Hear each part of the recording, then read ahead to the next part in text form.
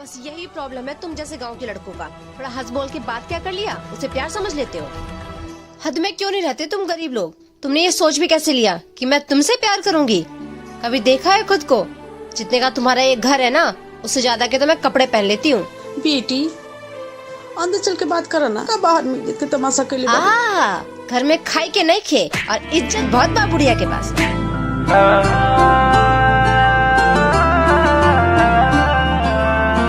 हाँ हाँ हाँ नाम बदनाम तू कराई दिहलू प्यार में, नाम बदनाम तू कराई दिहलू प्यार में। दुनिया के लोग मजा लेते रही हो, तोहर धोखा जबल जी अब दर्द देते रही हो, तोहर धोखा जबल जी अब दर्द देते रही हो।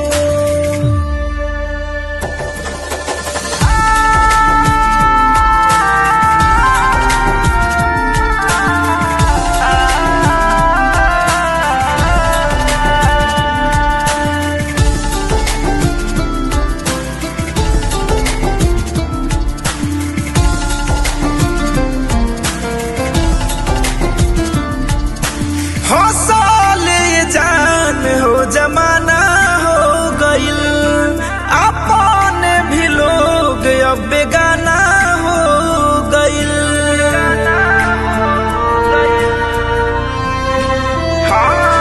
अखियन के आंसू सुखल बा वक्त खुशी के रुकल, सांस लेवे में हमेशा सकेत रही हो,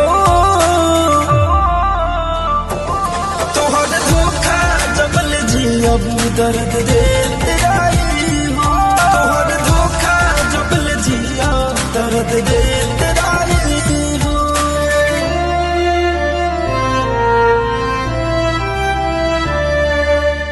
अरे माई यही बताओ तो करानी कैसे लगेली? अरे बेटा ये हमरे पर दो हो जाई तो हम गंगा नहा ले। हम राजू देख माई नाम लेते चल आई 12 लाख में मोर बात तेरा पतो के पतो मैं वो कहा ना रानी, तू माई की भी पसंद बारू और हम तो के बताए वाला रानी हा कि हम तुझसे बहुत प्यार करें। क्या प्यार? दिमाग खराब है तुम्हारा, तुम खुद से कुछ भी सोच लेते हो। अरे रानी ठीक है धीरे बोलो ना, गांव के लोग जुटी आता। हद में क्यों नहीं रहते तुम गरीब लोग।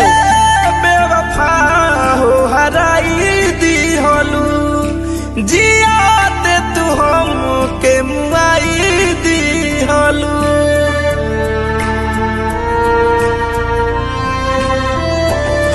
टूटल हमारे भरोसा रोब तड़प हमेशा, हाथ में जीवन भरल दारू सिगरेट रही हो,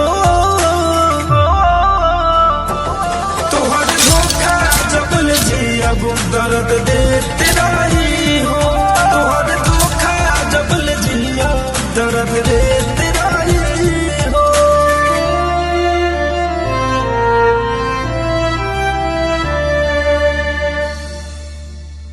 तोहर धोखा जबल जी अब दर्द देते